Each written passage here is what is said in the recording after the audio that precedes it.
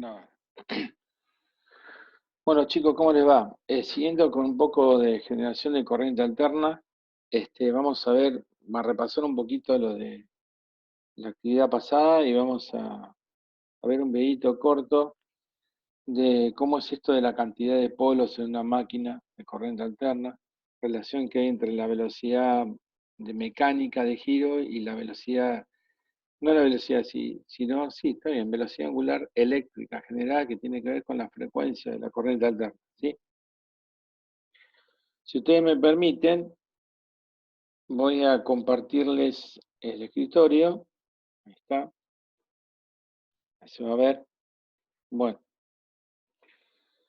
lo que habíamos visto de corriente alterna, básicamente de generación, era la ley de Faraday. Es decir, que, voy a sacar esto auricular. Es decir, que Faraday dice que para que haya generación de corriente alterna tiene que haber una relación de cambio del flujo magnético con respecto al tiempo sobre un conductor eléctrico, ¿sí? ¿Cómo es ese cambio? O sea, habíamos visto el ejemplo de la ventanilla del auto, cuando lo sacaba, entonces el flujo de aire que viene, cuando saco el aire, la mano por la ventanilla, representa el flujo magnético. Y el área del conductor representa la palma. Entonces, más flujo magnético tenía más oposición al aire, menos flujo magnético, ¿sí? Tengo que la mano ni se me mueve porque prácticamente el aire corta la mano. Ahora, eso es para hacer una analogía, no es exactamente igual. Faraday dice que no hay generación, por más que tenga flujo máximo o flujo mínimo. Si yo tengo la mano fija, lo que va a haber generación es si la mano se mueve, o sea que sobre el área conductora hay cambio de flujo magnético con respecto al tiempo. Si hay cambio, va a haber generación, si no, no hay. Entonces, el ejemplo que estoy mostrando acá es de un simple rotor y tiene un imán permanente con un polo norte y un polo sur y la espira del conductor dentro del motor, que eso va a girar, ¿sí? Va a girar hacia dentro de la página a una velocidad que se llama mecánica, que es la velocidad de giro en revoluciones por minuto con que yo voy a impulsar ese conductor espira de n vueltas o bobina en el rotor. Y un imán fijo, polo norte y polo sur, que va a crear las líneas de campo magnético. Evidentemente, al girar este conductor, las líneas de campo, ¿sí?, van a atravesar un área diferente. No es lo mismo que, ¿sí?, que esté digamos, horizontal, donde el flujo magnético es máximo, o que se vaya moviendo y el área de exposición va disminuyendo. En posición vertical, fíjense que el área de exposición del conductor va a ser 0. Bueno, esas razones de cambio del flujo magnético a medida que gira el conductor, por ley de Faraday, va a generar una fuerza electromotriz que va a ser proporcional a la cantidad de vueltas que tenga la espira conductora y a la relación de cambio de ese flujo con respecto al tiempo. Bueno, habíamos visto, desarrollado en la otra actividad, en la clase anterior, que ese polo, esos dos polos, ¿sí?, esos dos polos, iban a generar, acá le voy a dar el grafiquito, iba a generar una señal de corriente alterna, como este tipo, donde, fíjese, acá tengo el imán norte y sur, dos polos. Tengo el flujo por polo es norte y sur, obviamente. ¿Por qué? Son polaridades contrarias, porque el polo norte emite líneas de campo y el polo sur absorbe líneas de campo. Por lo tanto, es una manera de decir flujo positivo cuando va liberando líneas de campo y el polo sur las absorbe. Sería flujo negativo, ¿sí? Ahora, fíjense, ¿cómo cambia ese flujo a lo largo de una vuelta mecánica del eje? Bueno, pasa a ser positivo, a la cuarto de vuelta pasa a ser 0, se invierte en media vuelta, en 3/4 de giro pasa a ser 0 y vuelve a ser positivo en 2pi. Bueno, esa variación del campo magnético, del flujo magnético a través del conductor genera la onda de corriente alterna que tengo acá. Es decir, que para un giro mecánico de se generan 2 pi eléctricos, ¿sí? Vamos a llamar P al número de polos, ¿sí? Número de polos. Muy bien. Entonces, yo voy a tener, básicamente, que para cuando tengo 2 polos, tengo que por cada giro mecánico tengo un ciclo de corriente alterna generada. Ahora fíjense qué pasa la situación en que si yo, en vez de, me voy a correr de acá, de tener 2 imanes, tengo un imán, tengo 2 imanes. O sea, ahora tengo un imán desarrollado sobre cuarto giro, ¿sí? Tengo norte-sur, norte-sur. Estoy generando acá, tengo 2 imanes, 2 pares de polos. 2 pares de polos, exactamente. O sea, tengo 4 polos. La bobina ahora, el conductor, por razones constructivas, no lo voy a poner a hacer directamente en el plano horizontal que abarque los 180 grados, sino que lo voy a hacer espiras, una bobina, que de manera que cuando gire abarque justo un polo. Entonces, fíjense que a medida que gira, fíjense que ya con girar media vuelta, yo ya estoy abarcando 2 polos de la máquina. Y en la otra media vuelta, otros 2 polos. ¿Qué quiere decir? Que en una media vuelta ya voy a generar un ciclo. Y en la otra media vuelta voy a generar otro ciclo. Quiere decir que duplicando la cantidad de polos, yo, ¿sí?, duplico la cantidad de ciclos. O sea, acá van a tener el mismo ejemplo. Tengo 4 polos, flujo positivo, positivo y negativo. Ahora es, en una, fíjense, como en una vuelta, yo ya ahora voy a tener, acá se ve mejor, esto es el cambio del flujo magnético. Fíjense que ahora en una vuelta voy a tener un ciclo de corriente alterna, ¿sí? Porque abarqué 2 de los polos, otra vez me molesto, otra vez 2 de los polos que me abarco acá, un ciclo, y en el otra media vuelta genero otro ciclo, o sea que tengo un giro mecánico que son 2 pi y tengo 4 pi radianes, serían 2 giros de ángulo eléctrico. Entonces, esto, ¿cómo lo puedo manifestar matemáticamente? Yo voy a llamar, a ver, insertar, símbolo, vamos a poner phi. Vamos a llamar phi e al ángulo eléctrico, ¿sí? Y voy a llamar phi m al ángulo mecánico. ¿Cómo es esto? Del ángulo mecánico ya lo sabemos. El ángulo mecánico es cómo gira físicamente todo el rotor, revoluciones por minuto, o ángulo por minuto, o grados por minuto, o 2 pi radianes, que sería un giro por minuto. ¿Sí? Es el ángulo mecánico. El ángulo eléctrico es la señal eléctrica que va a generarse, ¿sí? No quiere decir que cada 2 pi radianes de giro mecánico genere 2 pi radianes de ciclo eléctrico. Acá ya lo demostramos. Cuando tenemos 2 polos, eso es cierto. Cuando tenemos 4 polos, por cada vuelta mecánica de 2 pi radianes, yo voy a generar 4 pi eléctricos, porque se generan 2 ciclos en esos 4 polos. Entonces podemos decir que, símbolo. Podemos decir que el ángulo eléctrico es igual a P sobre 2, ¿sí?, donde P es el número de polos, por el ángulo mecánico.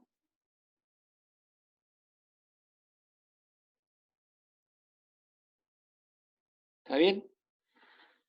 Es decir, que si P vale 2 polos, tengo el ángulo eléctrico igual al mecánico. Si tengo 4 polos, yo voy a tener el ángulo eléctrico 2 veces, es el doble del mecánico. Si el mecánico es un giro, 2 pi, tendré 4 pi, como vemos acá en la figura, 4 pi del eléctrico. Si tuviera 8 polos, ¿sí? Tendría 4 la relación. Sería un motor tetrapolar. ¿Sí? No, tetrapolar es 4.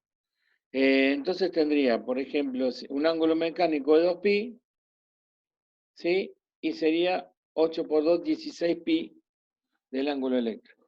Ahora, normalmente yo tengo que llevar esto a velocidad angular, W.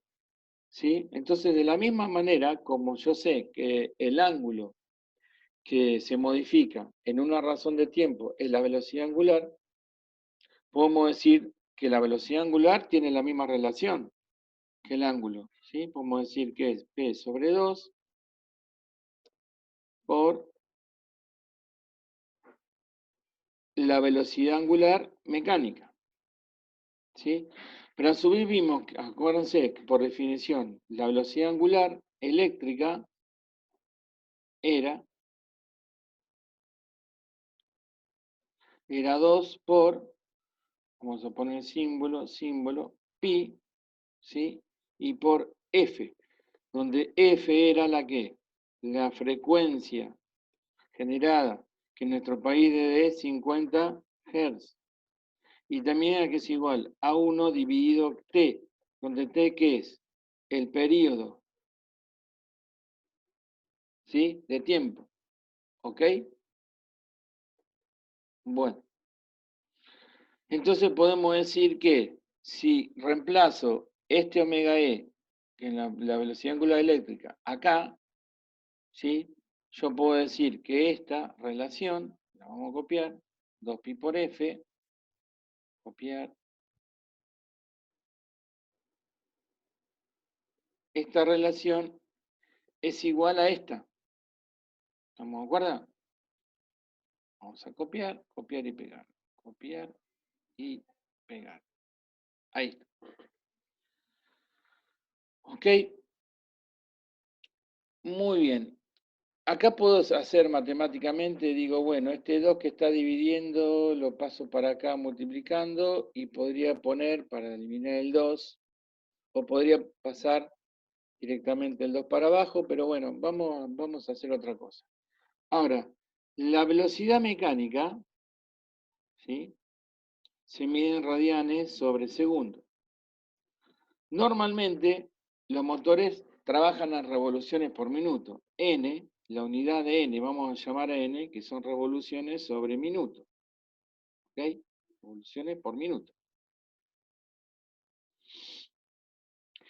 Digamos, yo no voy a comprar un motor que gire a X radianes por segundo. Lo compro en revoluciones por minuto. Es la unidad más natural utilizada acá en Argentina.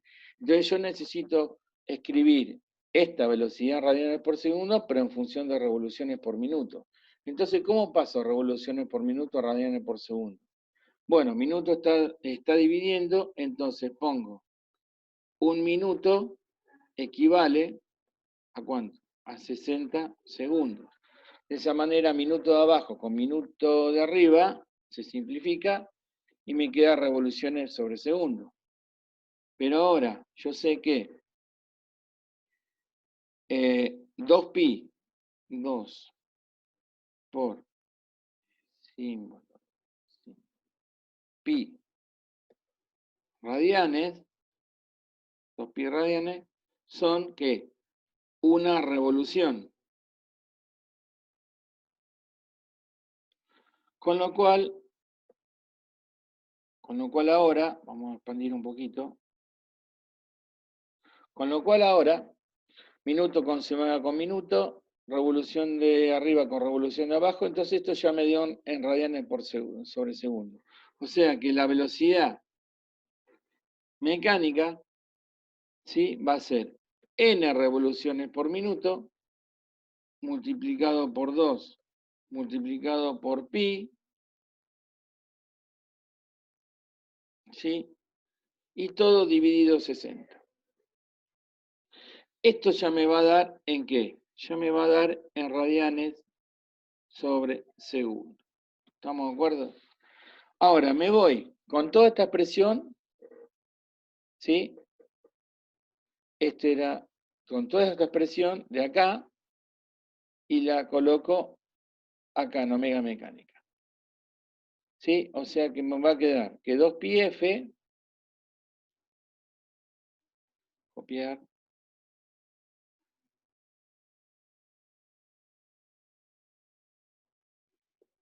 igual, ¿sí?, a P sobre 2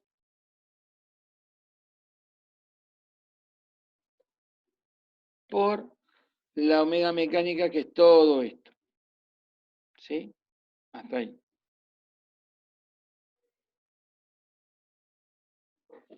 ¿Estamos de acuerdo? Entonces, fíjense que este 2 que divide acá, con este 2 que divide acá, los puedo simplificar. ¿Sí? Entonces me va a quedar, vamos a seguir, vamos a ver, 2pi por f,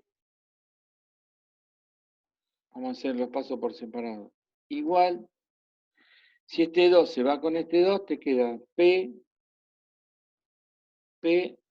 por n, ¿sí?, por pi, todo sobre 60. ¿Estamos de acuerdo?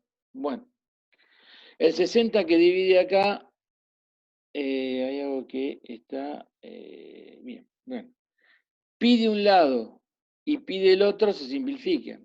O pueden pensarlo así: si este pi lo paso para acá dividiendo, pi con pi se va. A su vez, este 60 que divide lo paso allá multiplicando. Entonces me va a quedar 60 por 2. O sea, que me da 120 por f, me va a quedar.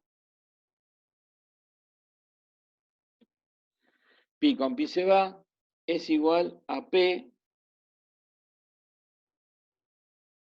por N. Si acá despejo N, las revoluciones por minuto en función de la frecuencia generada, me va a dar 120 por F, o 120 sobre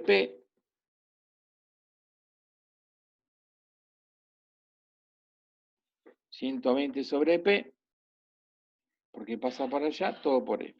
Bueno, ¿qué quiere decir esto? Tengan en cuenta que F son 50 ciclos. Si yo tengo, por ejemplo, dos polos, y hacemos la cuenta, me da 120 sobre 2, son 60 por 5, por 50 me da que las revoluciones son 3000, que es la velocidad máxima que puede girar tanto un motor como un generador. 3000 revoluciones por minuto. Sí, si yo elijo ahora cuatro polos, o una máquina tetrapolar, N, ¿a qué va a ser igual? Si usan 4, va a ser que son 120 sobre 4 es 3, por 5, 15. Son 1500 RPM. O sea, por cada vez que duplicamos la cantidad de polos, ¿sí?, dividimos a la mitad las RPM. Si yo me voy a 8, voy a obtener que las revoluciones por minuto ahora van a ser 725. ¿No es cierto? Porque si yo hago, fíjense, hago 120 dividido 8, son 15. Por 50 son 750 RPM. Y así puedo seguir duplicando. Si yo uso una de 16 polos, N me va a ir a 325 RPM. ¿Qué ventaja tiene todo esto? La ventaja es, como las grandes, por ejemplo, usinas o generadoras de energía eléctrica, por ejemplo, una represa usa turbinas que no giran, obviamente, no es una máquina de dos polos, es una máquina de muchísimos polos, con tal de que lograr que giren a muy baja velocidad, ¿sí?, mecánicamente, pero logren la misma frecuencia generada de 50 ciclos. Bueno, chicos, esto era la idea de dónde sale esta función, que es fundamental, ¿sí?, esta que está acá. Cómo relacionamos la velocidad de giro mecánico del motor, ¿sí?, con los pares de polo de la máquina de un motor o un generador y la frecuencia. ¿Sí? Es importante saber lo siguiente. Lo mismo esto sirve para un motor que para un generador, porque cuando un generador genera también tenemos la acción motora. Y en un motor, cuando funciona como motor, también genera. Ya lo vamos a ver eso en otro vídeo. Después voy a subirles unas pequeñas actividades sobre este tema. Bueno, gracias. Vamos a detener.